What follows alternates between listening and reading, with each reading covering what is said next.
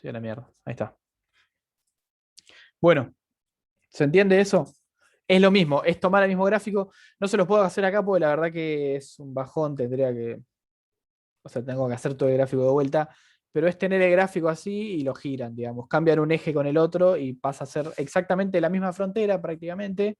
Cambian los puntos, o sea, en vez de ir de A a F, va a ir de F a A, de arriba a abajo, ¿no? Pero va a quedar lo mismo, digamos, la misma relación.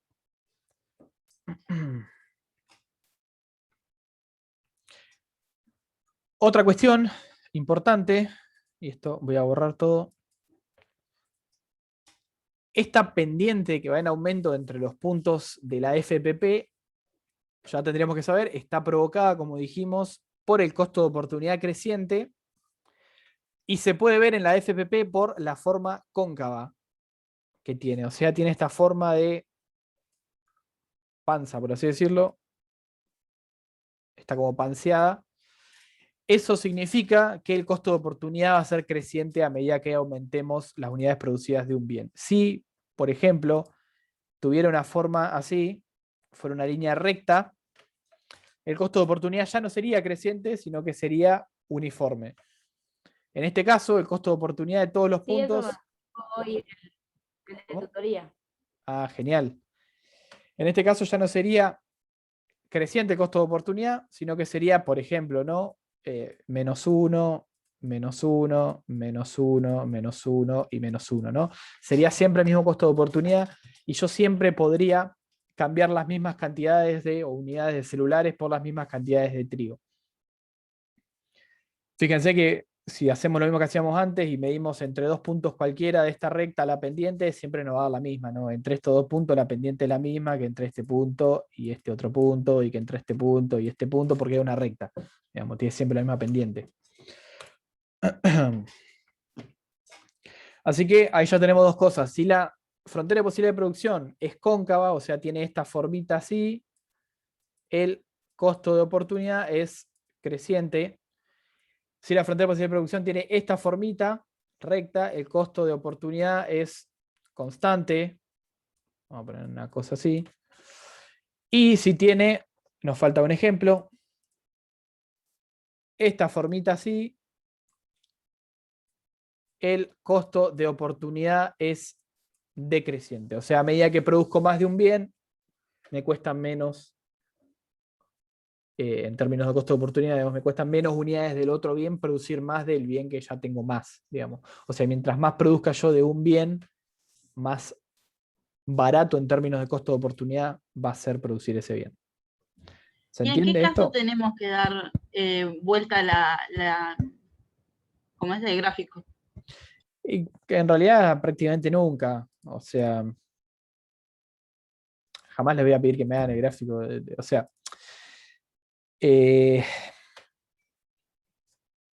no tiene sentido que den vuelta el gráfico porque con este mismo gráfico ya lo ven y si tienen que sacar algún costo de oportunidad, lo sacan como vimos anteriormente, digamos. Yo lo que les hablaba de girar el gráfico es, si quieren ver gráficamente el tema de la pendiente de las rectas, cómo va aumentando a medida que producen, en vez de celulares trigo, en este caso, tendrían que girar el gráfico.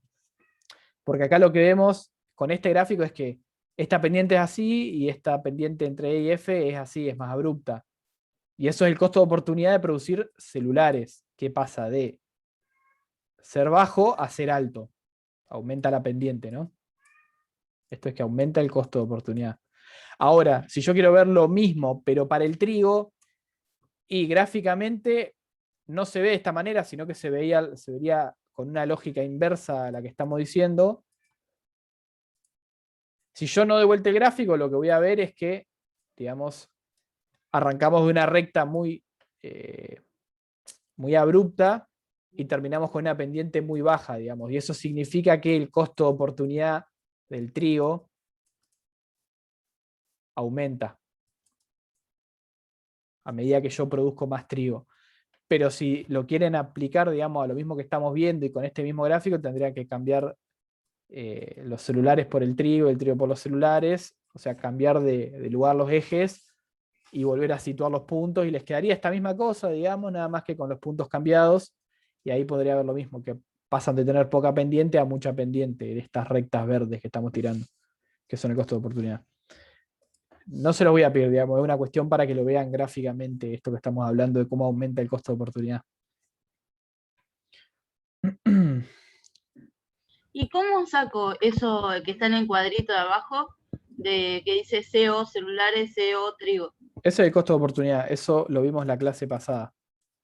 Ah, listo. Me quedaría ver la clase pasada, ¿no?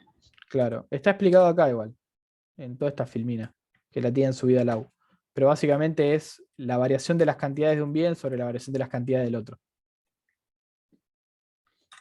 O sea, lo que producís acá menos lo que producís acá, al revés, lo que producís acá menos lo que producís acá, sobre lo que producís acá menos lo que producís acá. Fíjate, todo esto tiene colorcito para que se entienda la relación con esto, que es la forma general, y para que se entienda acá en el caso puntual de los celulares. Bueno, dicho eso, nosotros ya entendemos dos cosas. Primero, que si la frontera de posibilidad de producción tiene forma cóncava, el costo de oportunidad es creciente en cualquiera de los dos bienes. Si la frontera de posibilidad de producción tiene forma recta, o sea, es una línea recta, tenemos costo de oportunidad constante en la producción de cualquiera de los dos bienes. Y si la frontera de posibilidad de producción tiene forma convexa, o sea, así, tenemos costo de oportunidad decreciente en la producción de cualquiera de los dos bienes. Ahora bien, una cosita que nos faltó aclarar es por qué, fíjense, esta FPP siempre tiene una pendiente negativa, o sea, el costo de oportunidad siempre es negativo, digamos, siempre aparece como negativo. Si aparece de otra manera, no le den bola, o sea, pasa que si costo de oportunidad se sobreentiende que es cambiar un bien por el otro, pero siempre debería ser negativo porque de vuelta es la pendiente de estas rectas. ¿Por qué ese costo de oportunidad es siempre negativo para una frontera de posibilidad de producción? Bueno, es un supuesto bastante lógico, dado que si tuviera pendiente positiva la frontera de posibilidad de producción, no existiría un costo de oportunidad, ya que yo me paro en este punto y digo, bueno, produzco esta cantidad de celulares y produzco esta cantidad de trigo, y ahora me paro en este punto en el cual produzco más celulares y más trigo. ¿Y qué intercambio hice? Nada, estoy produciendo más de los dos. ¿Puedo? Sí, porque es mi frontera de posibilidad de producción. Entonces, ¿por qué no lo haría? ¿Y por qué no seguiría esto y produciría en un punto por acá arriba o más arriba, pero no puedo? O infinito. Y no tendría sentido lógico. Entonces, lo que siempre hacemos es decir, bueno, esa pendiente de la frontera de posibilidad de producción tiene que ser negativa porque existe un costo de oportunidad, porque hay recursos limitados y porque en última instancia uno tiene que elegir a dónde destina esos recursos. Digamos, si yo agarro recursos barra factores productivos y los pongo a producir trigo, celulares o ambas cosas, existe un punto en el cual yo voy a tener que definir, ya una vez que tengo todos los factores productivos puestos a producir, ¿no? Valga la redundancia, existe un momento en el cual voy a tener que decir, bueno, si quiero producir más de un bien, tengo que producir menos del otro, y ahí aparece el costo de oportunidad. Este punto al cual me refiero, en el cual uno tiene que empezar a tomar esa decisión de produzco esto, dejando de producir esto otro, son los puntos en los cuales, digamos, tenemos eficiencia productiva. Y son los puntos estos A, B, C, D, etcétera, y cualquier punto intermedio sobre la frontera, o sea, los puntos en los cuales hay eficiencia productiva. Estamos mezclando un poco las cosas que ya vimos, pero por darle digamos, un marco a todo.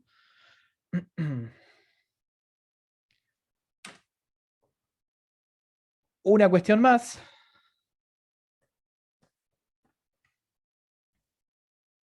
Vamos a ver por qué la forma cóncava de la FPP. Como vimos recién, esta forma cóncava de la FPP me genera un costo de oportunidad creciente en la producción de los dos bienes. Y este costo de oportunidad creciente en la producción de los dos bienes, o lo que es lo mismo, por qué la forma cóncava de la frontera de posibilidad de producción, tiene una explicación que es básicamente lo que se llama la ley de los rendimientos marginales decrecientes, que esto seguramente algo vieron con Eduardo.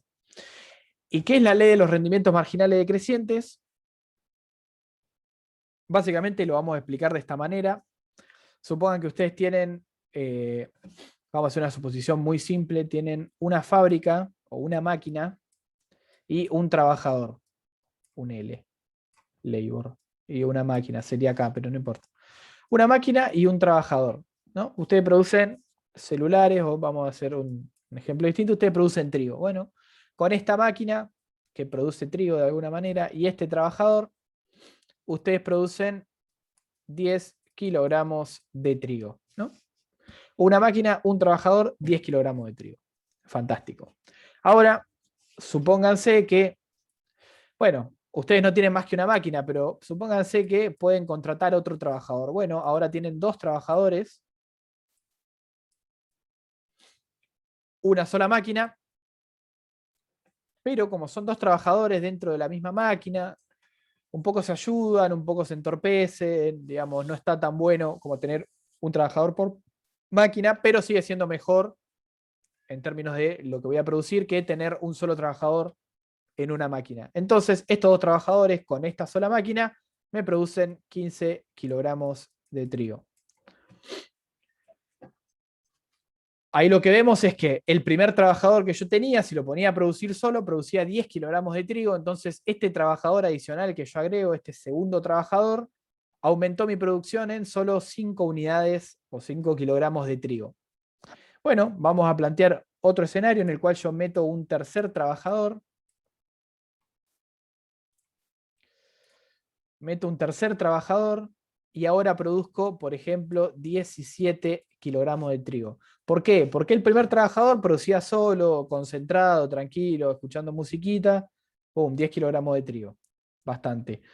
Segundo trabajador ya se empiezan a entorpecer, de vez en cuando charlan de la vida, ya no producen como si producieran los dos por separado solos. Bueno, 15 kilogramos producen entre los dos. Antes producía 10 uno solo, ahora entre los dos producen 15, o sea, más o menos 7,5 cada uno. Y cuando metemos el tercer trabajador ya se pone a cebar mate, de vez en cuando hace algo, qué sé yo. Solo agregó 2 a mi producción total, por ende estaría produciendo cada uno algo así de 6, más o menos, 6, 6, sí, más o menos, un poquito menos. 6 kilogramos de trigo cada uno. Ahí lo que estamos viendo es que cada trabajador adicional que yo agrego produce o es un poquito menos productivo o rinde un poco menos que el trabajador anterior. Y de ahí lo que se llama la ley de los rendimientos marginales decrecientes. A medida que yo agrego factores productivos a la producción de un bien, estos factores productivos cada vez son menos, no me sale la palabra, tienen un rendimiento menor, digamos. Las primeras unidades de factor productivo que yo agrego, por ejemplo, la producción de trigo o celulares, no importa, son, digamos, muy productivas. Después agrego un par más de factores productivos, son menos productivos que los primeros que yo agregué, agrego más, son cada vez menos productivos, digamos. ¿Se entiende esto?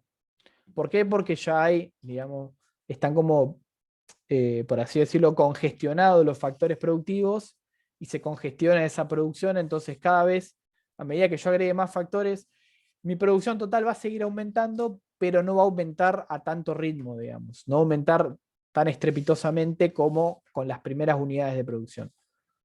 ¿Se entiende esto? ¿Quedó claro? Si no, vuelvo, busco otro ejemplo y lo volvemos a aclarar porque es algo bastante importante. Yo no entendí. Vamos a explicarlo con un ejemplo de nada que ver con esto. Supónganse que, y vamos a hacer un paralelismo, supónganse que, este ejemplo ya lo di, pero está bueno, tienen muchas ganas de tomar un helado, ¿no? Muchísimas ganas de tomar un helado, entonces van y se compran un helado, no importa dónde. Se compran un helado, se toman ese helado es riquísimo para ustedes, o sea, lo disfrutan muchísimo, el rendimiento en términos de felicidad que les aporta ese helado es recontra alto, y quedan, digamos, re contentos de haberse tomado ese helado. O sea, enfatizo esto, el primer helado que se toman, como tenían tanta ganas de tomarse un helado, lo disfrutan muchísimo. O sea, les aumenta mucho la felicidad, aumentan 100 puntos en felicidad, no sé si se puede medir la felicidad. Ahora, supónganse que deciden tomarse otro helado. Bueno, ese segundo helado, como ya medio que se saciaron las ganas de tomar helado, se lo toman, les gusta, lo disfrutan, pero ya no les da tanta felicidad como el primer helado. Supónganse que deciden tomar un tercer helado. Bueno, ellos están un poco hinchados las bolas, mucho dulce de leche, no quieren, o sea, todavía les gusta, vamos a suponer eso, porque es helado, pero ya no les gusta tanto como los primeros 2 helados que se tomaron. Y ya si los obligan a tomarse un cuarto helado, un quinto helado, un sexto helado, y puede ser que hasta no lo disfruten y lo terminen vomitando y no les guste. O sea, ese rendimiento que les aporta cada helado que se van tomando es para el primer helado muy grande, porque ustedes tenían mucha ganas de tomarse un helado, por ejemplo. Para el segundo helado ya no es tan grande, porque ya se sacaron las ganas con el primero. Para el tercer helado es inclusive menor que para el segundo, porque de vuelta ya están como medio podridos del helado. E inclusive puede llegar a ser negativo si ya se empacharon de helado y terminan lanzando en la vereda, por ejemplo. ¿Se entiende esto? Con la producción es lo mismo. Yo tengo trabajadores y máquinas produciendo celulares, y a medida que agrego trabajadores a producir cada vez más, con las mismas máquinas, voy a hacer que, digamos, aumente mi producción, pero cada vez menos, porque cada vez empiezan a entorpecer más los trabajadores y puede llegar a un punto en el cual la fábrica termina siendo una pista de un boliche y nadie puede trabajar y nada. Termina siendo inclusive negativo meter más trabajadores. O sea, a medida que yo meto más trabajadores puede inclusive caer la producción si entorpecen lo suficiente al resto de los trabajadores. El mismo ejemplo del agua, claro, es lo mismo. Te tomás un vaso de agua porque tenías mucha sed, lo redisfrutás, el segundo vaso lo disfrutás, el tercer vaso ya ni te va ni te viene, el cuarto vaso terminás lanzando el agua porque tenés la panza muy llena. ¿Se entiende? Va por ahí, digamos, la lógica. Con los factores productivos pasa lo mismo, digamos. Tengo muchos factores productivos produciendo celulares. Bueno, esos últimos factores que yo agregue, sobre todo en un caso como este, en el cual tengo producción de 2 bienes, trigo y celulares, tan distintos, los últimos factores que yo agregue, por ejemplo, a la producción de celulares, pueden ser gente que pasó toda la vida cultivando el campo y, qué sé yo, máquinas agrícolas que de alguna manera las recauchuto y las hago producir celulares. No me pregunten cómo, pero esa es más o menos la lógica. Y tengo gente que toda la vida, qué sé yo, se dedicó a arar el campo, bueno, la meto en una fábrica a producir celulares, que capaz no va a tener ni idea. Entonces, obviamente va a ser mucho menos productiva que las primeras personas que yo metí a producir celulares y las primeras máquinas, las cuales probablemente estuvieran diseñadas para eso o, digamos, supieran mejor la tarea de antemano. ¿Se entiende esto?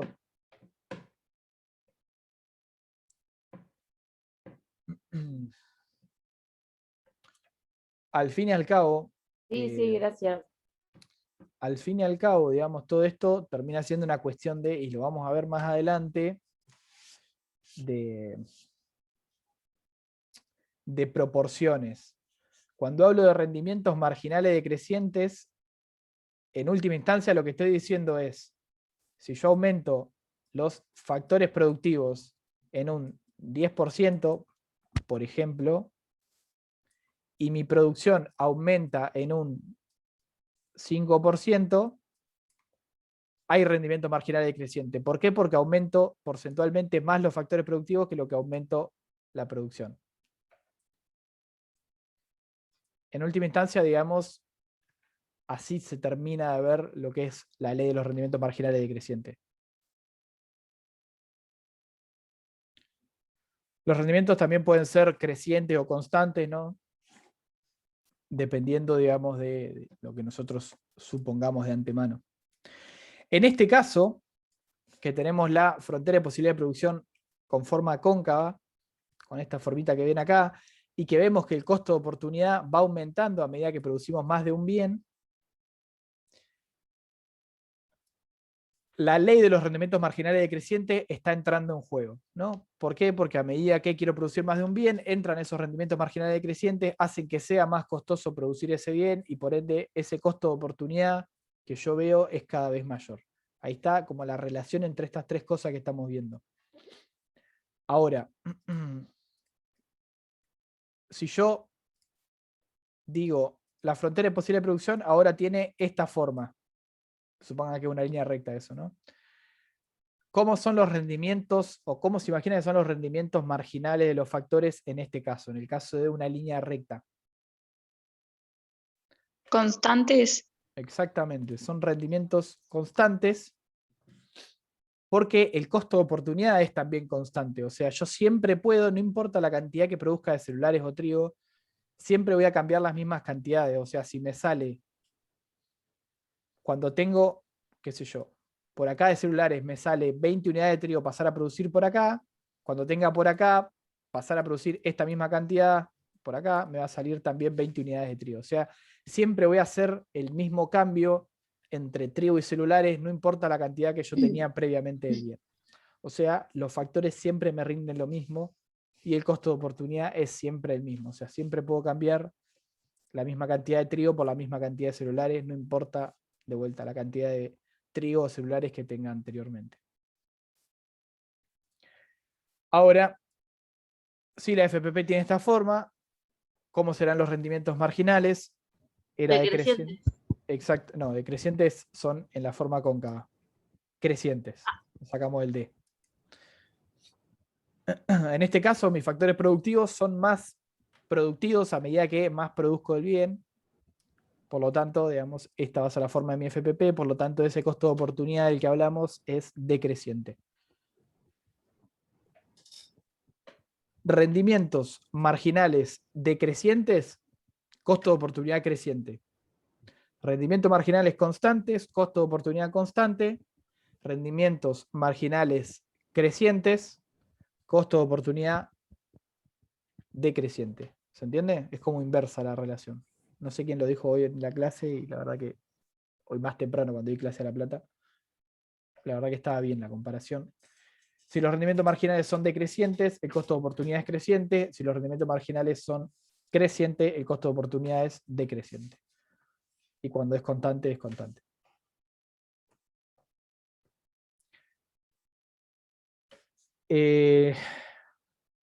Bueno, hasta ahí ya veo que liquidamos lo que es frontera de posibilidad de producción y nos quedaría pasar, o por lo menos las cuestiones detrás de la frontera de posibilidad de producción, nos quedaría pasar a qué sucede cuando estos factores productivos que tenemos en la economía aumentan o disminuyen en cantidad o aumenta o disminuye su productividad. Así que lo que vamos a ver es esto mismo, digamos, cuando cambian esas dotaciones de factores productivos, recuerden, los factores productivos son tierra, capital y trabajo.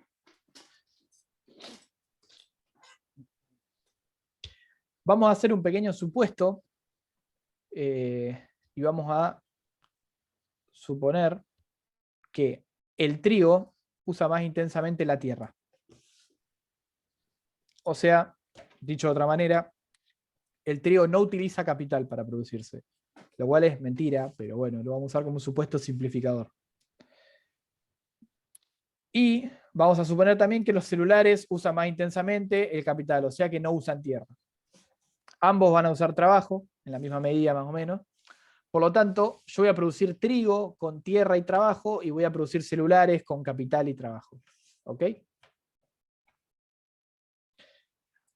Esto es importante, dado que los consideramos fijos cuando vemos una FPP, lo que vamos a ver básicamente que sucede es que si yo varío cualquiera de estos tres factores productivos, o sea, aumenta o disminuye su cantidad, se va a mover mi frontera de posibilidad de producción. ¿Por qué? Porque yo dibujo una frontera de posibilidad de producción con una cierta dotación de factores productivos, o sea, 10 de tierra, 10 de capital, 10 de trabajo, me da esta FPP roja. Ahora, como dice el ejemplo que ven ahí, se ocurre una migración desde otro país y de repente hay más mano de obra disponible.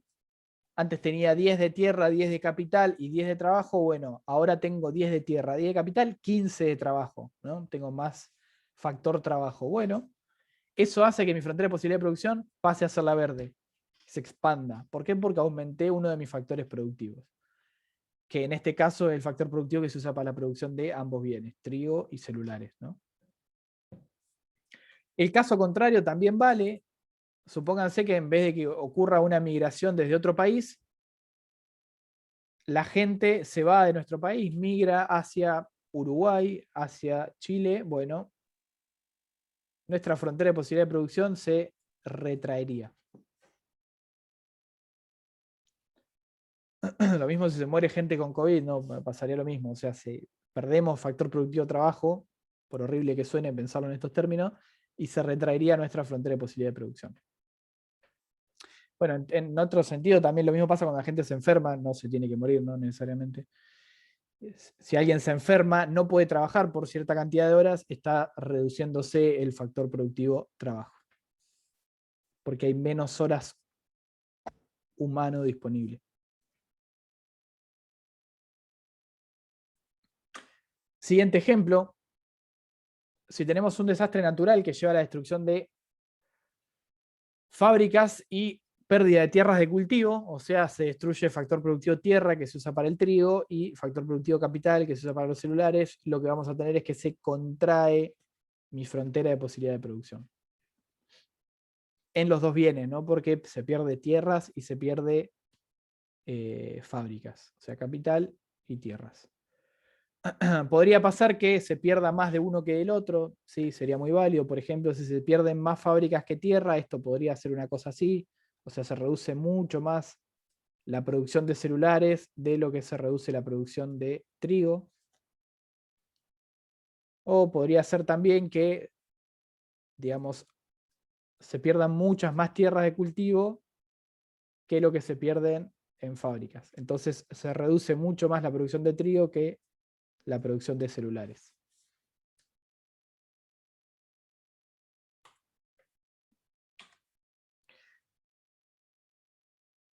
Bueno, acá tiene un ejemplo muy parecido a lo que acabamos de ver. Si yo tengo un adelanto tecnológico que permite producir más granos en la misma extensión de tierra, yo voy a aumentar mis posibilidades de producción de trigo mientras mis posibilidades de producción de celulares se mantienen constantes. ¿Por qué? Porque el adelanto tecnológico solo afecta a la producción de trigo.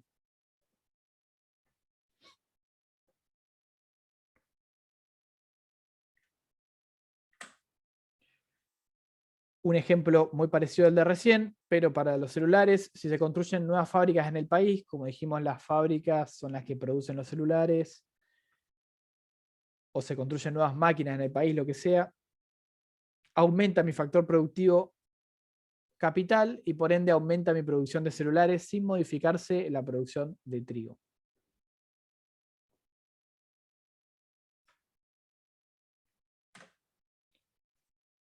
Antes que sigamos con este, en el práctico, ¿hay alguno de los ejercicios que está mal y alguien me lo hizo notar? Puede ser que la resolución está mal. O si van a la resolución se van a dar cuenta que está una FPP cambia para un lugar que no tendría que cambiar. Si lo identifican, genial, pero fíjense, es bastante, o sea, se dan cuenta. Tipo, no me acuerdo el punto que era, alguien me lo marcó en su momento, pero no recuerdo, pero bueno, sepan eso, que pueden estar mal las resoluciones, no las hice yo, así que no siempre sé si están mal. En este caso me acuerdo porque alguien me lo notó. Pero bueno, estén atentos a eso. En algunos casos pueden estar mal. La gran mayoría están bien. Siempre que son errores son muy visibles. Y normalmente les aviso antes. ¿Qué trabajos había que realizar? Ahí va, vamos un segundito. No, Delfina, no son obligatorios los trabajos prácticos, pero si no los hacen, les aseguro que les va a costar muchísimo si es que pueden en última instancia aprobar la materia. Trabajos prácticos que tienen que hacer, de vuelta, no se entregan, son trabajos prácticos para que practiquen y están todos subidos en el A24. En la parte de contenido de interés, ejercitación, centros regionales, creo que se llama, o ejercitación solamente, es una carpetita. Entran ahí y tienen TP01, que es de matemática, TP02 de frontera de posibilidad de producción, que es este que estamos viendo, y los que vamos a ver que son TP, creo que 3 y 4, que son de comercio y sistemas económicos. De vuelta, no son obligatorios, esto siempre lo aclaro, o sea, no los tienen que entregar, pero están recontra mega incentivados para que los hagan, porque de vuelta, si no los hacen, no lo quiero decir de esta manera, pero no van a aprobar porque eso después se evalúa y vale muchos puntos en el parcial. ¿Pueden aprobar haciendo solo teoría? Sí, les tiene que ir bien en los test de Eduardo y después les tiene que ir bien en la teoría en el parcial, pero se puede. Pero es sumamente difícil. Aparte de la práctica, van a ver que en un momento la cazan y ya es una boludez, digamos. Es hacer el clic, digamos, y entender cómo se hacen los ejercicios. Aparte tienen Una 2 clases consulta. por semana. Pueden venir a las 2 y obviamente lo van a terminar sacando eventualmente. Sí. Entonces, si el costo de oportunidad, si la pendiente sería, Sí. es creciente cuando es cóncava, ¿no? Y es Claro, decreciente cuando es convexa. claro. La pendiente Ah, o el costo de oportunidad es así, tiene ese comportamiento.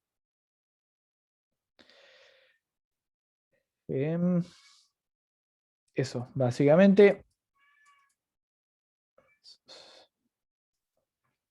Bueno, nos queda un ejemplo más, que es este de acá. Suponemos que la población del campo ahora se desplaza a las ciudades en busca de trabajo. Acá estamos haciendo un supuesto detrás de esto, porque uno puede decir, bueno, nosotros tenemos esta economía, que es Argentina, ¿no? Que tiene un campo que produce trigo y unas ciudades que producen celulares, ¿no?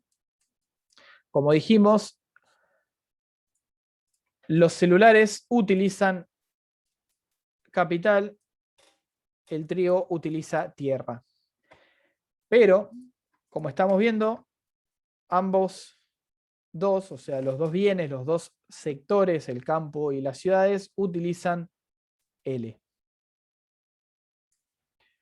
Entonces, si yo tengo que la gente del campo se desplaza a las ciudades en busca de trabajo, puedo, digamos, decir que pasan 2 cosas. En este caso que tiene acá abajo, estamos yéndonos por una de esas cosas, pero primero vamos a explicar lo que podría pasar si yo digo que, bueno, este trabajo, este L, esta gente, así de fácil como se desplaza a las ciudades en busca de trabajo, si en la ciudad no encuentra trabajo, se podría ir al campo tranquilamente. Bueno, en ese caso, en el caso en el cual las personas se mueven entre las ciudades y el campo sin dificultad, mi producción no cambiaría, o sea, mi frontera de posible producción quedaría como la roja, no se modificaría. ¿Por qué? Porque, digamos, yo no estoy aumentando ni disminuyendo mi factor productivo, o sea, tengo la misma cantidad de gente dando vueltas en la economía. Entonces, no debería moverse la frontera de posibilidad de producción de vuelta. Si yo supongo que la gente puede pasar de laburar en el campo a laburar en las ciudades, nada, así de fácil y no le cuesta moverse entre las ciudades y el campo, digamos, si yo hago ese supuesto, mi frontera de posibilidad de producción no se mueve. ¿Por qué? Porque la gente de las ciudades iría a laburar al campo si es necesario, o iría a laburar a las ciudades, digamos, se moverían fácilmente, no habría variaciones porque no se mueve ningún factor productivo. Ahora, si yo saco este supuesto y digo, no, si la gente se va a las ciudades, tiene que laburar en las ciudades, o si la gente está en el campo, tiene que laburar en el campo, bueno, ahí ya lo que tengo es que mi L del campo disminuye, o sea, hay menos gente para trabajar en la producción de trigo y va a aumentar la cantidad de gente que puede trabajar en la producción de celulares. Entonces, en este otro caso, lo que pasaría es lo que tienen acá abajo, que la producción de trigo disminuye porque disminuye la cantidad de factor productivo disponible para producir trigo y mi cantidad de celulares o mis posibilidades de producción de celulares, mejor dicho, aumentarían. ¿Por qué? Porque tengo más gente disponible en las ciudades para trabajar en las fábricas. ¿Se entiende esto? Lo mismo, digamos, podrían decir, o sea, este caso es válido y es válido, es válido el caso anterior que acabamos de aclarar. O Si sea usted, que solamente bajarían los empleados, digamos. No bajaría la tierra. no, la tierra permanece constante y el capital permanece constante. O sea, Claro. bajarían los empleados disponibles en el campo y aumentarían los empleados disponibles en las ciudades. Si vos estás en el campo, no puedes producir celulares porque estás en el campo y estás cerca de donde se produce trigo. Si estás en las ciudades, no puedes producir trigo porque estás cerca de donde se producen celulares y estamos suponiendo que no te podés mover. Entonces, si se va gente del campo a las ciudades, disminuye, digamos, la cantidad de trabajo que queda disponible para producir trigo y aumenta la cantidad de trabajo disponible para producir celulares. Entonces, el problema que nos da el gráfico sería el de la rayita que está con verde, ¿no? Claro, terminaría quedando en la verde. Pasás de la roja a la verde. ¿Se entiende? Disminuye la posibilidad de producción de trigo y aumenta la posibilidad de producción de celulares. Sí, sí. Gracias. Bueno, perdimos un par de personas ahí en el camino. Creo que igual hubo gente que entró. No. Hola, Bueno. Manuel, sí, yo soy Gladys. Recién pude entrar, no podía y ¿Qué recién tal, pude. Gladys? No pasa nada. Bien, bien. Yo aclaro, es la misma clase que el martes, se unió a la clase del martes y ya la tienen re clara, no hace falta quedarse en esta, pero... Yo vine por las dudas. Está Yo el martes fantástico. no. Recién hoy fijé bien los horarios y los días, entonces por eso entré recién. Genial, genial, genial. Sí, digamos, pueden venir a las dos, a mí no me molesta, de hecho, mientras más gente y si participan y todo, mejor todavía. Si les sirve a ustedes, nada, las clases están, o sea, las pueden hacer uso como ustedes deseen. De hecho, yo tengo a la otra comisión, que es la de La Plata, no sé si hay alguien de La Plata acá, seguramente hay alguien. Les ofrecí que vinieran a esta porque con La Plata tengo solo 1 hora, así que si querían venir a esta o a la de los martes para complementar un poco, estaban bienvenidos. Después me voy a terminar perdiendo con qué vi, con qué comisión, pero bueno. Y acá terminaríamos lo que es frontera de posible producción y pasamos a ganancias derivadas del comercio, que es el práctico que viene. Déjenme chequear la hora, a ver cómo venimos. Bueno, 1 horita nos llevó esto, bien. Lo más importante. Denme un segundo. Ahí está. Bueno, vamos a pasar al siguiente práctico. ¿Hay dudas respecto a esto que haya quedado? Voy a subir todo hoy, Romina. Creo que no la subí. No estoy seguro. O capaz que sí. Después déjame chequear. Igual hoy subo todo porque tengo la clase de La Plata también para subir. Cargo las 3 clases y subo todo junto. ¿Hay dudas respecto a algo de lo que estuvimos viendo hasta acá? De frontera de posibilidad de producción. Si no hay dudas, hacemos un descanso de 10 minutitos y vamos a los otros prácticos.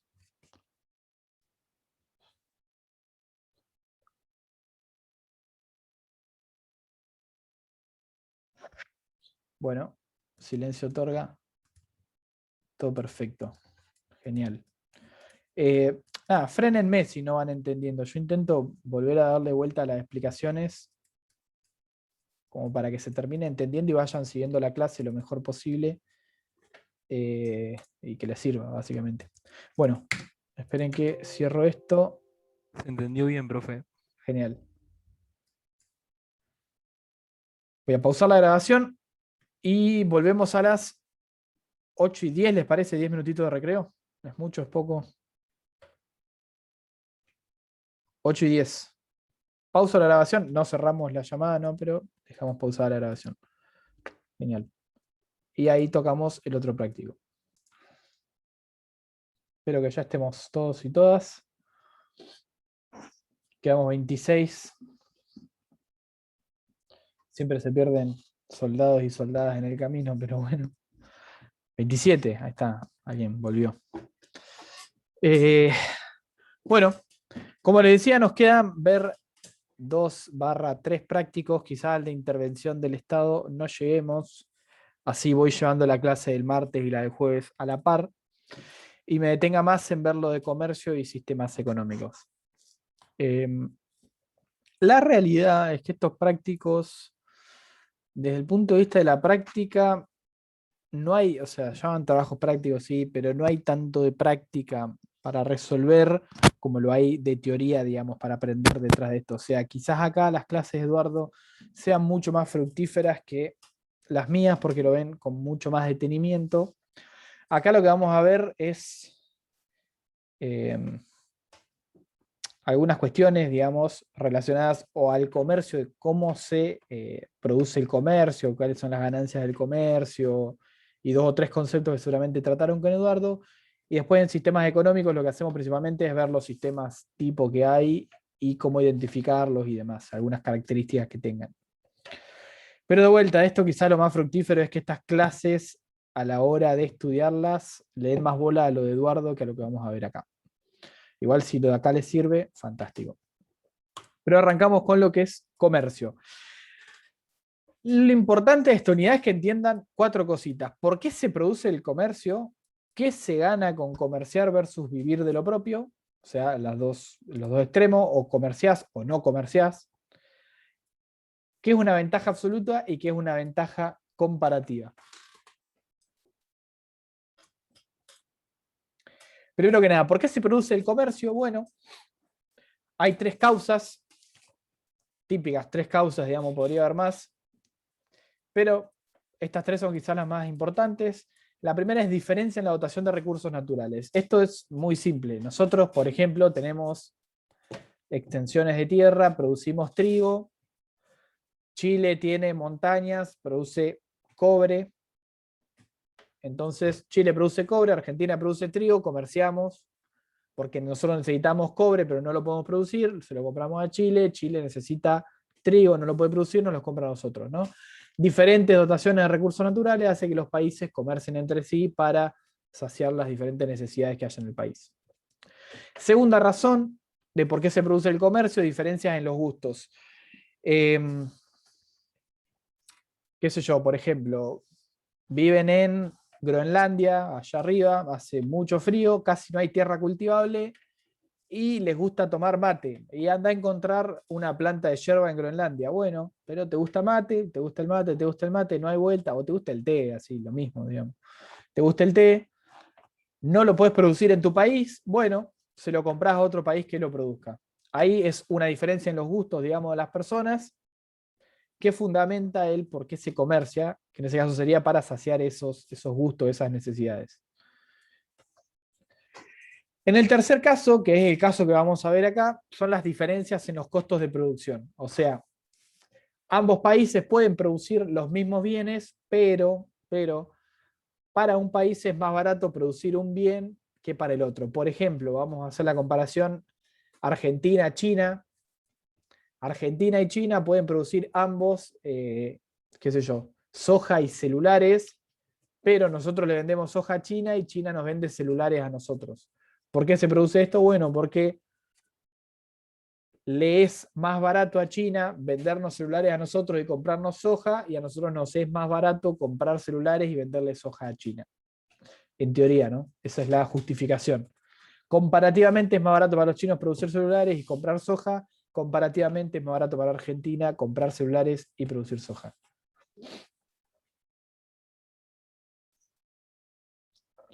Bueno, estas diferencias, digamos, en los costos de producción y de dotación de recursos naturales van a hacer que los países tengan diferentes FPP y que por eso comercien, digamos. Si todos los países fueran iguales, no habría un sentido en comerciar porque, digamos, si sos igual al de al lado, lo más probable es que produzca exactamente lo mismo, y si producía exactamente lo mismo que el de al lado, ¿por qué carajo va a querer comerciar, no?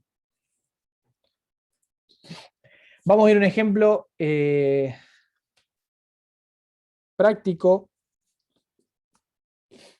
con 2 personas o 2 economías, que son un agricultor y un ganadero. Lo llevamos a un caso bastante simple, ¿no? Tenemos 2 personas, una persona agricultora y una persona ganadera. Ambos 2 producen carne y papas. Y vamos a ver, digamos, qué sucede cuando las 2 personas producen y viven, o consumen, mejor dicho, lo que producen, y qué pasa cuando esas 2 personas producen e intercambian y después consumen luego de haber intercambiado bienes.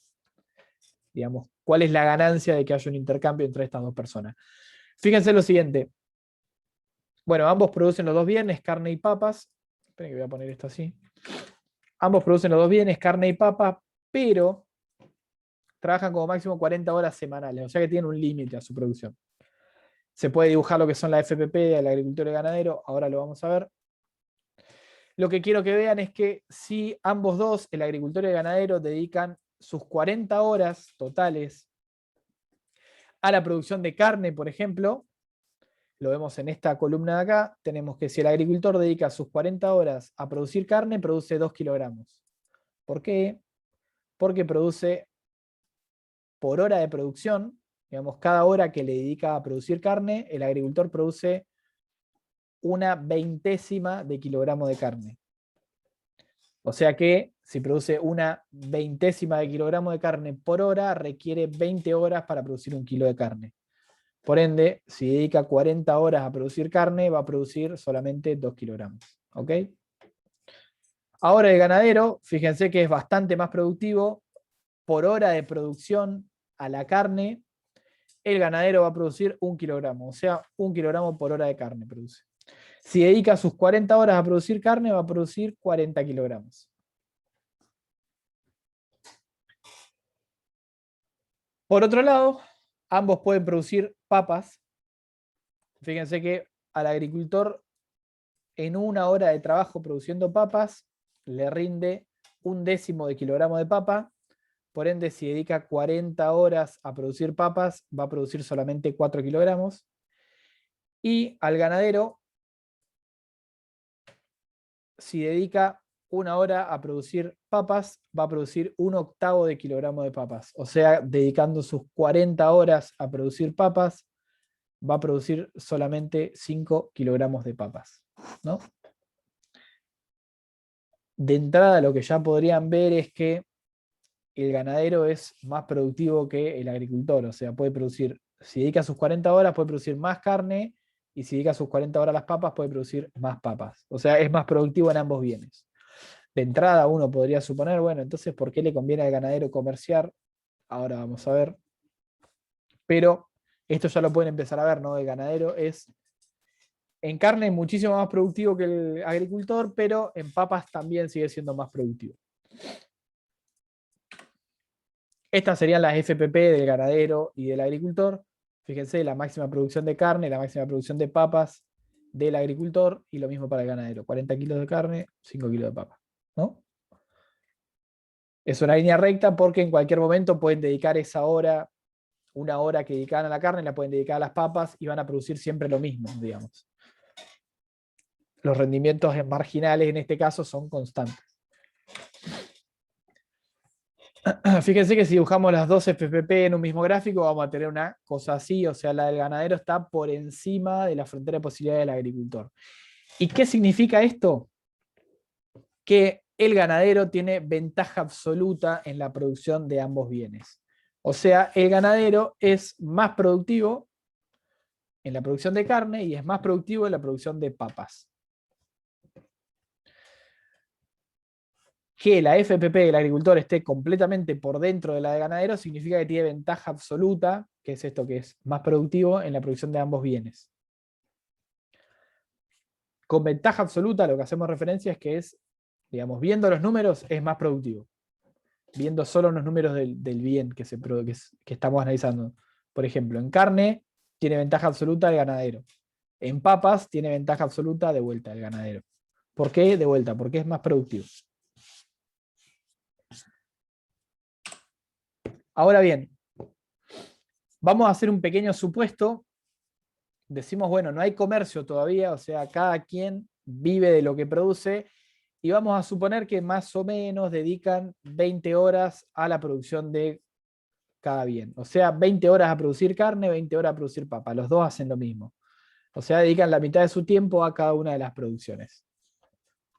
Fíjense que el agricultor, dedicando 20 horas a producir carne, produce 1 solo kilogramo, 20 horas a producir papa, produce 2 kilogramos de papa.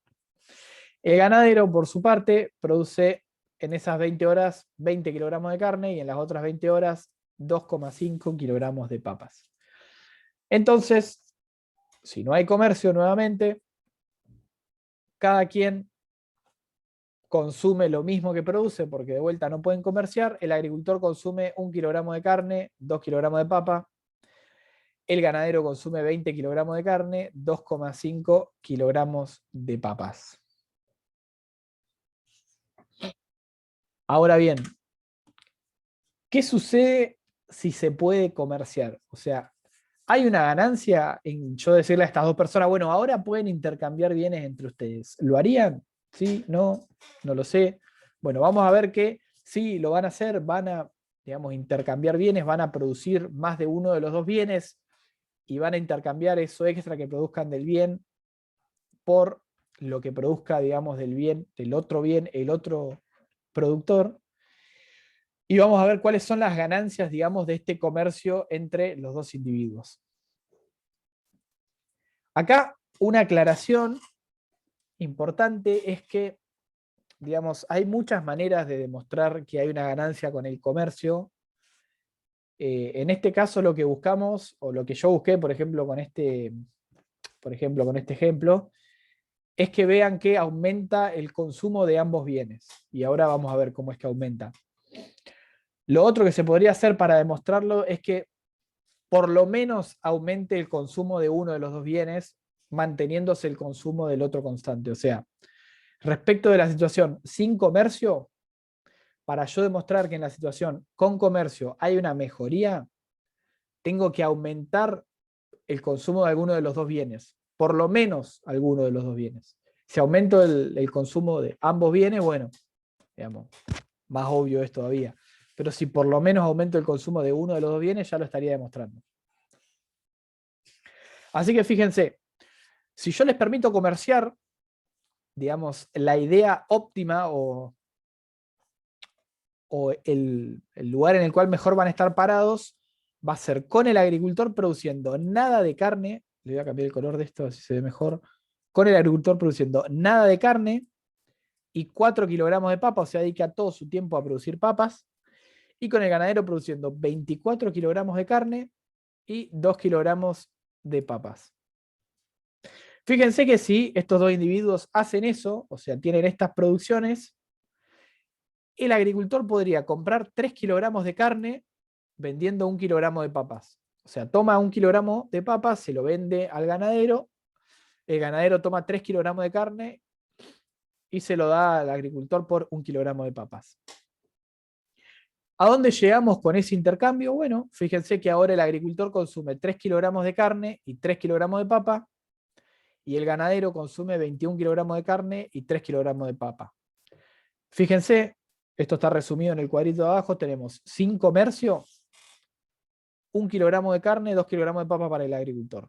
Con comercio, 3 kilogramos de carne, 3 kilogramos de papa. O sea que tenemos una ganancia del comercio para el agricultor de 2 kilogramos de carne, 1 kilogramo de papas. Y para el ganadero, que antes consumía y producía 20 kilogramos de carne y 2,5 kilogramos de papa, tenemos que ahora consume 21 kilogramos de carne y 3 kilogramos de papa. O sea, aumentó en 1 kilo su consumo de carne y en 0,5 su consumo de papas. ¿Se entiende? Acá tenemos de vuelta una situación en la cual aumentan el consumo de ambos bienes, pero esto bien podría ser que, por ejemplo, el ganadero se queda con, no sé, consume 0 kilogramos de papa extra, pero consume, no sé, 5 kilogramos más de carne. Y para el agricultor, una cuestión parecida, digamos, consume igual de alguno de los dos bienes, pero aumenta el consumo del otro bien, por ejemplo. En las dos situaciones, digamos, es lo mismo, al fin y al cabo, lo que estamos demostrando es que ahora que hay comercio, se consume más de por lo menos uno de los dos bienes y por ende podemos asumir o podemos suponer que los individuos van a estar mejor, digamos, porque van a aumentar su consumo. ¿Se entiende esta lógica? Fíjense que, voy a borrar un poquito todo esto, fíjense que respecto de la situación sin comercio, el agricultor lo que decide es especializarse totalmente en la producción de papas y el ganadero decide especializarse, aunque no totalmente, sí, digamos, aumenta su producción de carne y disminuye la producción de papa. Obviamente, siendo que para la carne es mucho más productivo. Ahora bien, esto que estamos viendo acá, que el agricultor se dedique a producir papas, siendo que para él eso es lo, digamos, su bien más productivo, y que el ganadero haga lo mismo, pero para la carne, que es donde es, digamos, comparativamente más productivo, se le llama ventaja comparativa. Y esta ventaja comparativa, digamos que llama de esa manera porque es comparando con el otro individuo o con la otra economía, yo comparativamente con el otro tengo ventaja en la producción de este bien, tiene que ver con cuál es el costo de oportunidad para mí de producir ese bien. Fíjense que en este caso, si medimos para el agricultor, el costo de oportunidad de producir carne es de 2 kilogramos de papa. O sea, por cada kilogramo de carne que quiera producir el agricultor, tiene que sacrificar 2 kilogramos de papa. Ahora bien, ¿cuántos kilogramos de papa sacrifica el ganadero si quiere producir carne? Y 1/8, muchísimo menos. O sea que, comparativamente, ¿quién sacrifica menos papas para producir carne? Bueno, el ganadero. Por ende, el ganadero tiene esto que se llama ventaja comparativa en la producción de carne. Por otro lado, y esto siempre se va a dar de esta manera, si el ganadero tiene ventaja comparativa en la producción de carne, el agricultor va a tener ventaja comparativa en la producción del otro bien, en este caso las papas. Y fíjense que si hacemos de vuelta el costo de oportunidad para el agricultor de producir carne, de producir papas, perdón, es 1 kilogramo o medio kilogramo de carne. O sea, al agricultor le cuesta solamente medio kilogramo de carne producir 1 kilogramo de papas. Mientras que al ganadero, si decide producir 1 kilogramo de papas, le cuesta 8 kilogramos de carne. ¿Quién tiene menor costo de oportunidad en este caso? Bueno, el agricultor. Por ende, el agricultor tiene ventaja comparativa en la producción de papas. ¿Se entiende esto? Quien tiene menor costo de oportunidad en la producción de un bien es quien tiene la ventaja comparativa, digamos, en la producción de ese bien.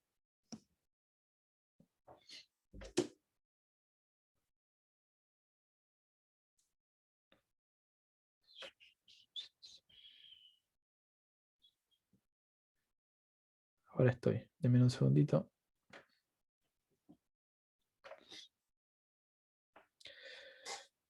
Bueno, de vuelta, esto, o sea, quien tiene ese menor costo de oportunidad es quien tiene lo que llama ventaja comparativa. Y es esta ventaja comparativa lo que hace que sea más rentable, sea, digamos, haya una ganancia, mejor dicho, del comercio.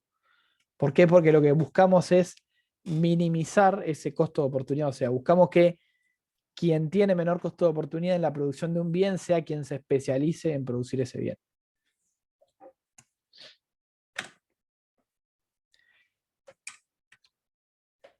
Y ahí terminamos, digamos, no hay nada más que esto. El práctico que tienen sobre esto es una explicación muy similar, si no la misma, de esto que acabamos de ver, nada más que toda tipiada, la pueden ver de ahí también. No hay ejercicios prácticos.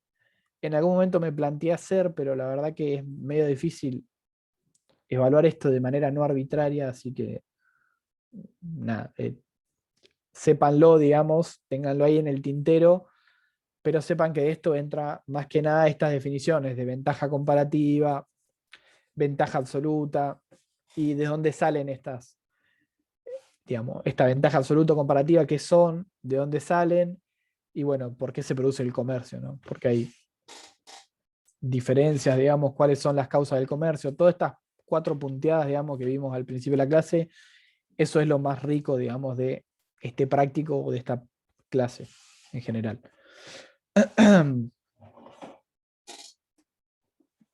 ¿Dudas respecto a esto? Perdón si los mareé un poquito, sé que no es lo más fácil y es medio complicado que sea el tercer práctico este, pero tampoco le damos demasiada bolilla, así que... Yo no entendí cómo saco quién tiene menor costo de oportunidad acá en este cuadrito. Genial. Déjenme que haga una cosita. Así es más fácil.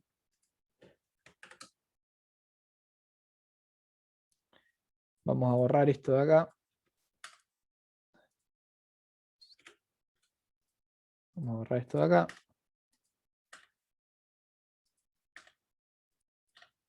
Nos vamos a quedar con este cuadrito. Aquí dejo las estrellitas por acá. Y vamos a agregar este cuadro de acá abajo. Fíjense que el cuadro de abajo lo que me muestra es cuánto producen en una hora, ¿no? Este cuadrito de acá. Y cuánto producen en 40 horas, ¿no? En una hora producen esto, un 20avo de kilogramo de carne o un 10º de kilogramo de papas, para el caso del agricultor. Bueno, cuando yo quiero calcular el costo de oportunidad para cualquiera de los dos individuos, lo que voy a hacer es decir, bueno, producir 1 kilogramo de carne al agricultor le lleva 20 horas, ¿no? ¿Por qué? Porque produce un 20avo de kilogramo de carne en una hora, entonces tarda 20 horas en producir 1 kilogramo. Y 1 kilogramo de papas lo produce en 10 horas, ¿no? Fíjate que por hora produce un 10º de kilogramo de papas, por ende, 1 kilogramo de papas lo produce en 10 horas. Ahora bien, si yo acá digo, bueno, 1 kilogramo de carne lo produce en 20 horas, si esas 20 horas te llevó a producir el kilogramo de carne, ¿cuántos kilogramos de papas producís en esas 20 horas? Bueno, 2 kilogramos.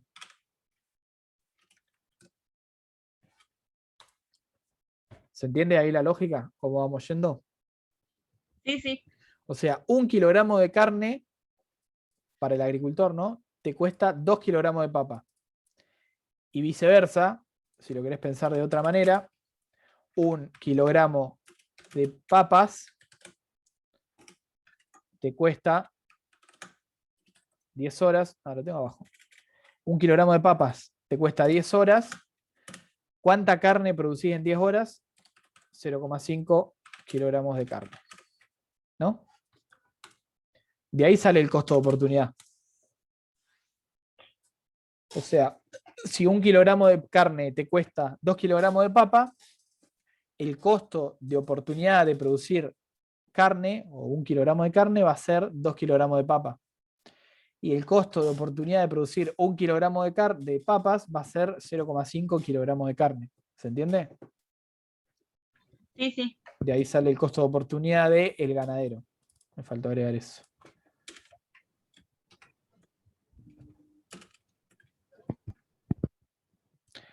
Del ganadero, che. Ganadero no, agricultor.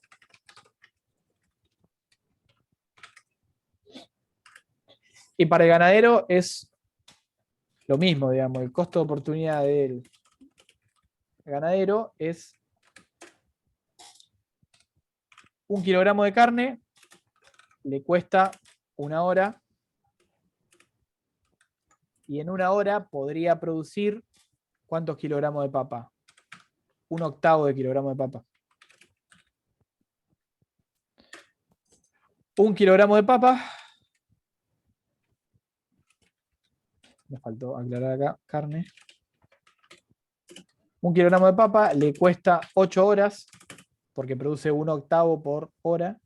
1 kilogramo de papa le cuesta 8 horas, y en 8 horas produce 8 kilogramos de carne.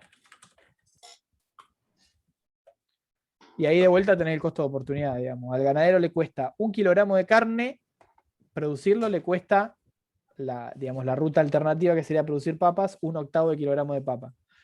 En cambio, producir 1 kilogramo de papas le cuesta 8 horas, en las cuales podría producir 8 kilogramos de carne. ¿Se entiende? Sí, o sea que me tengo que guiar siempre, si es una fracción, me tengo que guiar por el denominador, digamos, para saber las horas de que lleva a producir algo. Claro. Si produce 1/8 de kilo por hora, en 8 horas produce 1 kilo. Bueno, ¿dudas que queden respecto a esto?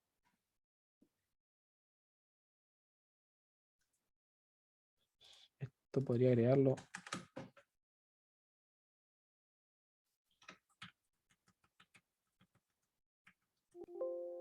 No puedo ir más atrás. Espérenme que lo cierro y lo vuelvo a abrir esto.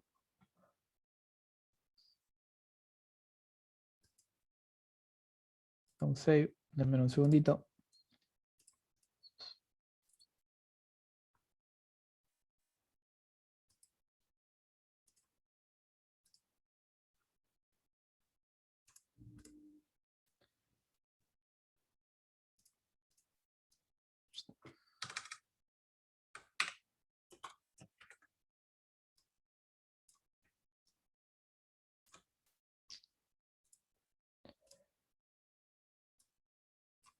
Ahí va. Y les comparto de vuelta.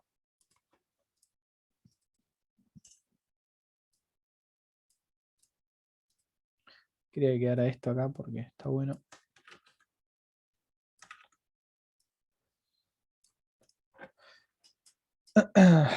Bueno, si no hay dudas respecto a esto, tampoco se vuelvan ultra mega locos. No es el tema más importante de la materia, ni por asomo, pero si lo lograban entender, está bueno. Después de última, quizás lo pueden consultar con Eduardo, algo me imagino que vieron.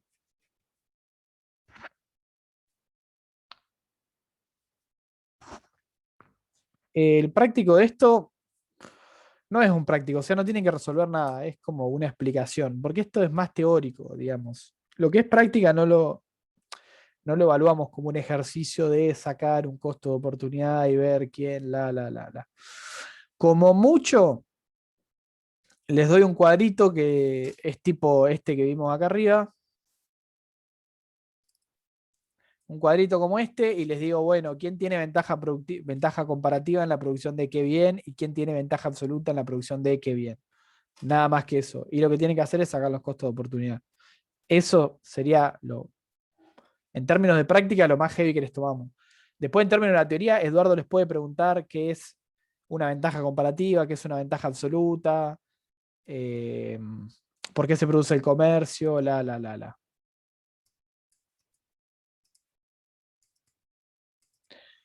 No, ni siquiera tienen para completar, o sea, el práctico que está subido de esto es una explicación escrita de esta clase, básicamente. No es un práctico per se, porque no tomamos ejercicios prácticos de esto, prácticamente. Es más que nada preguntas teóricas.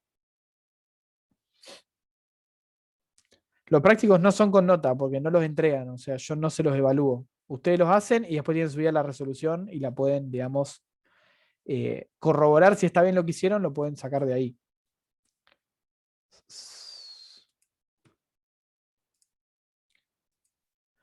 Y pasamos a sistemas económicos, que lo vamos a ver un poco rápido, porque tenemos 20 minutos nada más. Pero bueno, esto de vuelta es la parte de las unidades que ven con más detalle con Eduardo. Pero bueno, está bueno darles el lugar acá para verlas. Sobre todo para que tengan también otra explicación. Sistemas económicos. ¿Qué es un sistema económico? Básicamente es, lo dice acá la definición, es una particular organización de ideas, reglas, procedimientos e instituciones creadas por una sociedad para resolver los problemas económicos. O sea, un sistema económico básicamente es el cómo se organiza una sociedad para resolver un problema económico.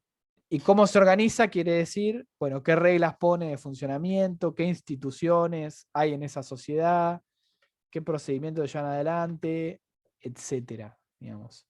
Es una serie de, una conjunción, digamos, de cosas particulares que llevan al funcionamiento de una sociedad. En este caso, en el aspecto económico. ¿Qué incluye un sistema económico? Leyes, normas, regulaciones, impuestos, subsidios, digamos, todas las cuestiones que hacen al sistema económico y que establece la sociedad. Y la gracia de un sistema económico, o lo que nos va a interesar a nosotros, es cómo responde a tres preguntas, que es el qué se produce dentro de ese sistema o dentro de esa sociedad, cómo se produce, o sea, con qué técnicas, con qué prácticas, etcétera, y para quién se produce, o sea, quién se apropia de digamos, las ganancias de esa producción o los beneficios de esa producción. En particular, digamos, vamos a ver 3 economías tipo. Esto pueden pensarlo como si fuera un continuo, digamos, en el cual tienen, o vamos a ver que tienen, de un lado la economía de mercado, ahora vamos a ver cuál es, del otro lado la economía centralizada, y en todo en el medio van a tener las economías mixtas.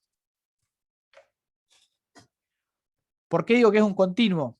Porque una economía de mercado tipo, o sea, una economía de mercado, cuando hablo de tipo es algo, por así decirlo, irreal, digamos, que es tan prototípica que casi que no se cumple. Es una economía en la cual el Estado no se mete directamente, no tiene absolutamente nada que hacer ni decir, digamos, en el mercado. O sea, es una economía en la cual no existe, por ejemplo, salario mínimo, no existe regulación laboral, no existe subsidios, no existe regulación ni provisión de bienes públicos. O sea, el Estado no se mete para nada en el mercado, para nada, para nada. Lo cual es muy raro. O sea, la gran mayoría de las economías del mundo, el Estado en algo está en la economía porque busca solucionar algunos problemas, digamos, que tienen los mercados.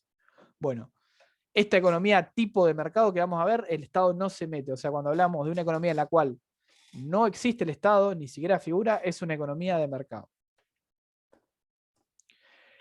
En el otro extremo, digamos, de este continuo de qué tanto se mete o no el Estado en la economía, tenemos una economía centralizada en la cual no existe el mercado directamente. Ya nos vamos al otro punto, digamos. En una no existe el gobierno, el mercado define todo, salvo algunas cuestiones, ¿no? Pero el Estado no se mete dentro del mercado. Del otro lado, tenemos la economía centralizada donde el mercado directamente no existe y está todo definido por el gobierno. Típico ejemplo de una economía completamente centralizada es la vieja Unión Soviética, donde, digamos, el Estado definía qué se producía, repartía los bienes, etcétera, etcétera, etcétera.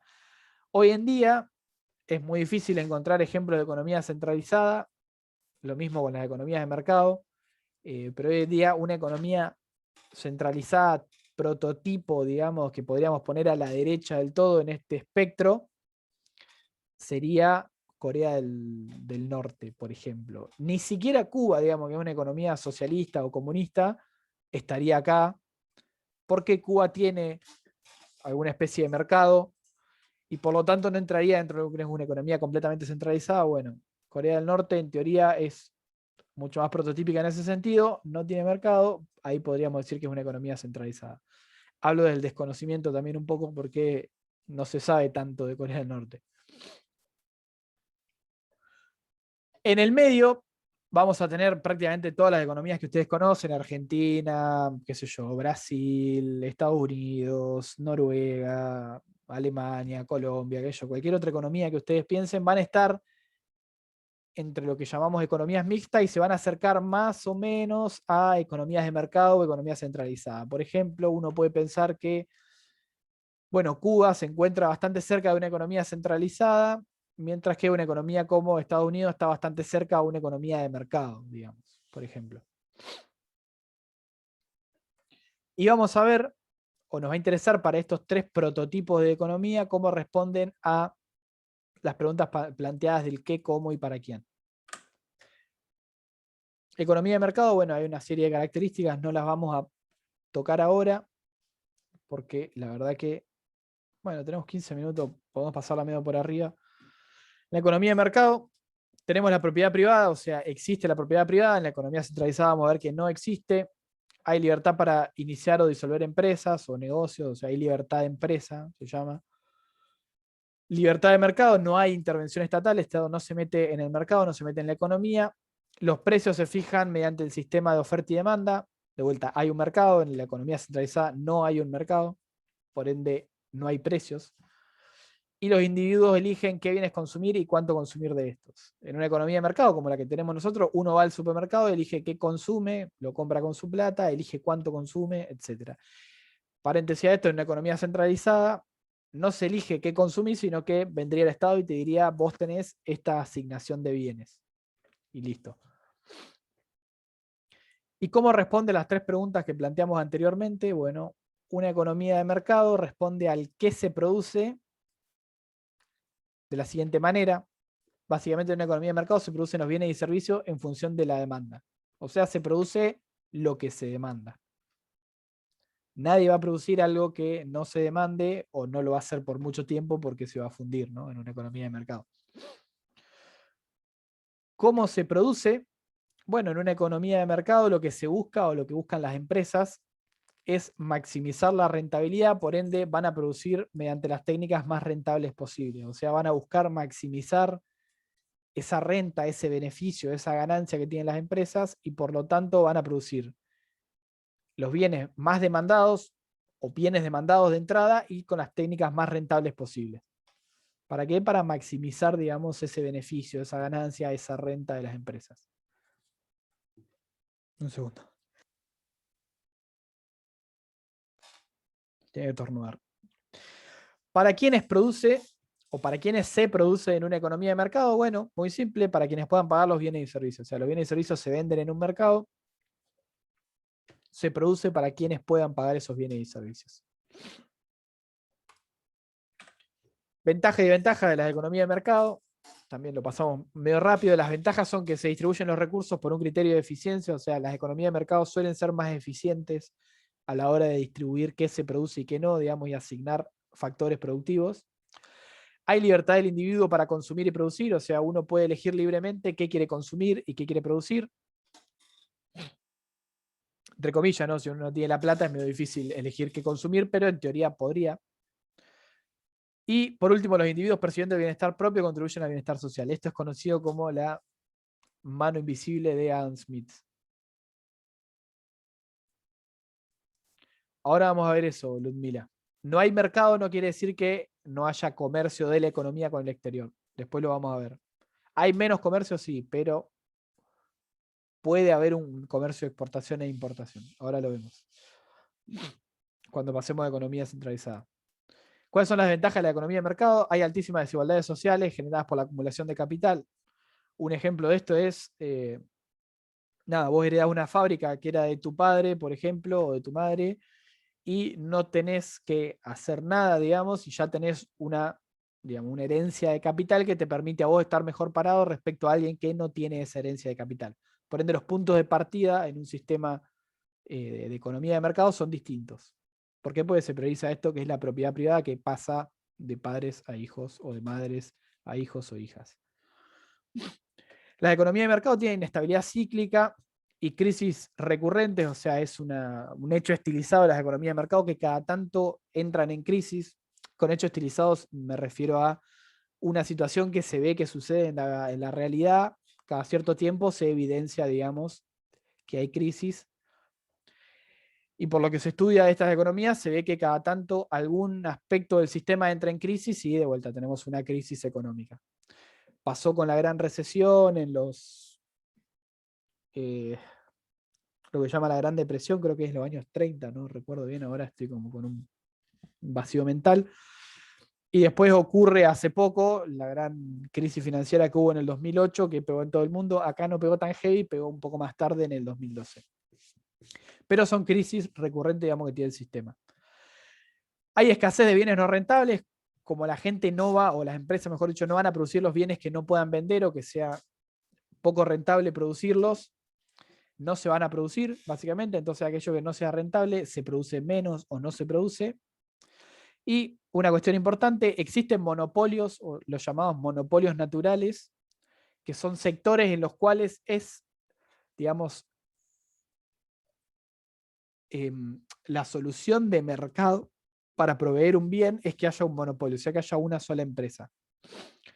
Esto sucede con, por ejemplo, el agua o la electricidad, donde Imagínense que aparece una empresa a proveer agua o electricidad, bueno, clava todo el tendido eléctrico, todo el tendido de agua, conecta a toda la ciudad, pueblo, lo que sea, hace un tremendo quilombo para conectar a todo el mundo. Y después si tiene que abastecer a más gente, simplemente tira un par de cables más, un par de caños más y está todo bien. Y si alguna empresa quiere entrar a competir en el mercado del agua o de electricidad, la verdad que es bastante difícil porque tiene que entrar y tiene que clavar todo un tendido que sale muchísima plata, que no es, digamos, no es, ¿cómo decirlo? No es eficiente que haya dos empresas porque tiene que haber el doble de caños, el doble de cables, etcétera. Y por lo tanto, digamos, en estos sectores, lo más común es que haya un monopolio, digamos, una sola empresa que abastezca. Bueno, eso si no es regulado puede llevar a lo que llaman pérdida de eficiencia, que es que se provea una menor cantidad del bien, sea electricidad, sea agua, a un mayor precio del que debería ser. O sea, típicamente en estos casos quedaría gente a la cual no se le provee el servicio porque no puede pagar el precio, digamos, que se está cobrando por el servicio. Saliendo de economía de mercado, entramos en la economía centralizada. ¿Cuáles son las características?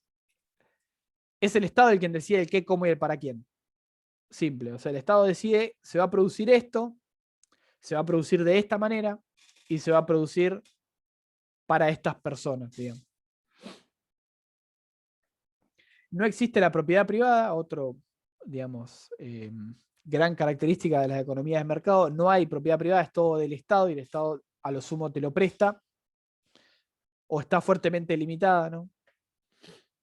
La actividad económica está regulada por planes definidos previamente, o sea, en una economía centralizada se dice, bueno, se va a producir esto de esta manera y para estas personas.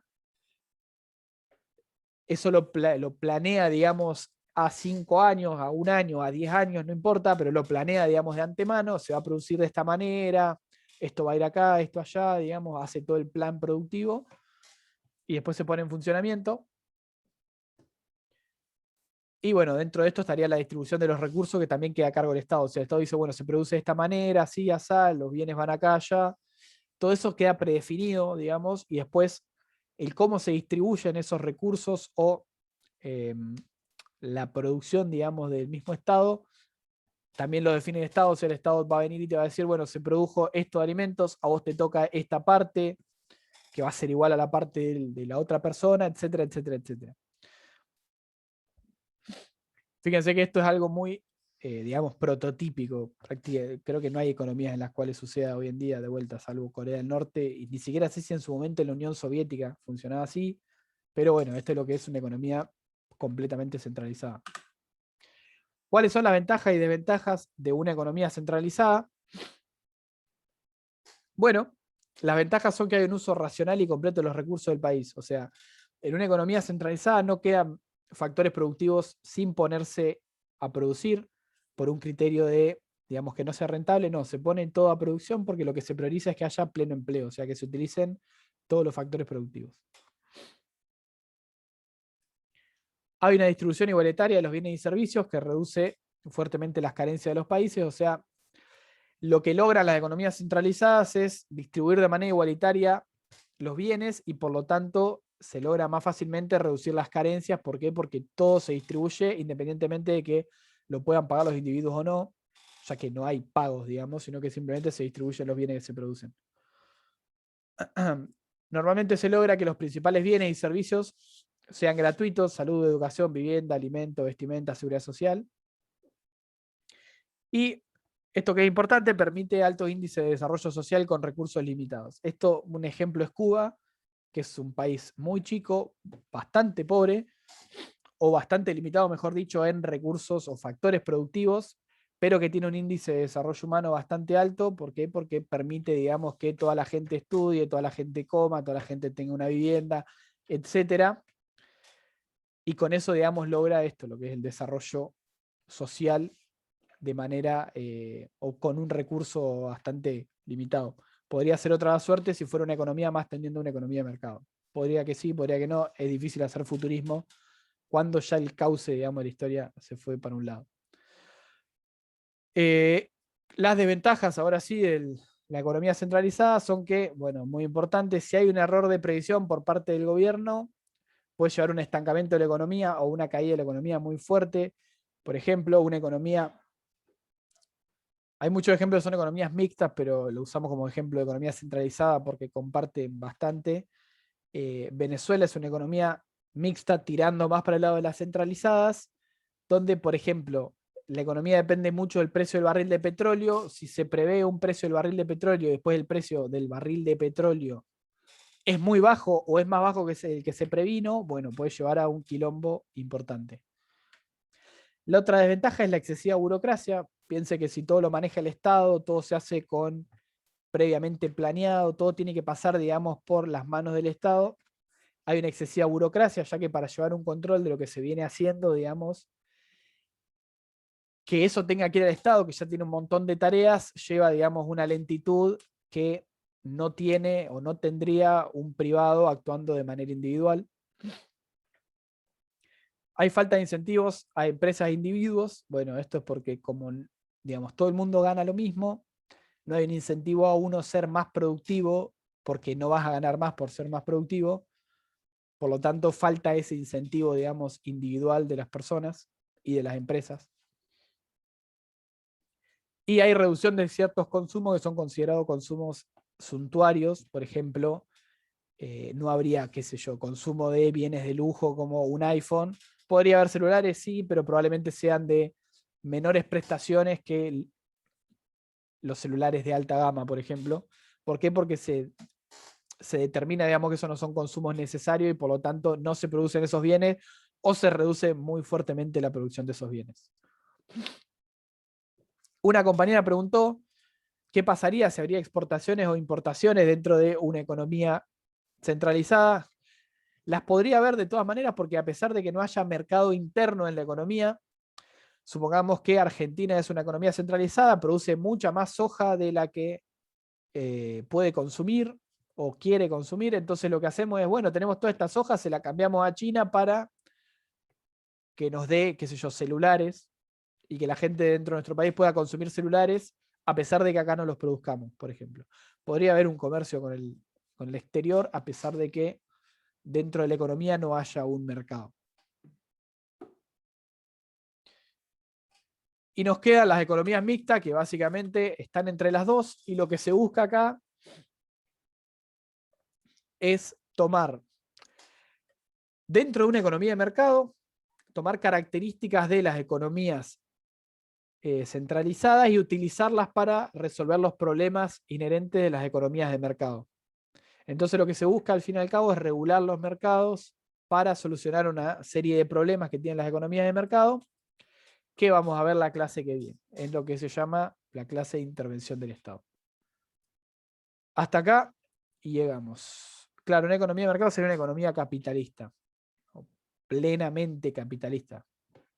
Porque hoy en día toda la economía, o prácticamente el 99,99% de la economía del mundo son capitalistas, pero puramente capitalista debe haber muy pocas. Creo que Eduardo algún ejemplo tira de alguna, pero son muy pocas las puramente de mercado. La gran mayoría son mixtas, son economías de mercado, capitalistas, con, digamos, características de economías centralizadas metidas adentro.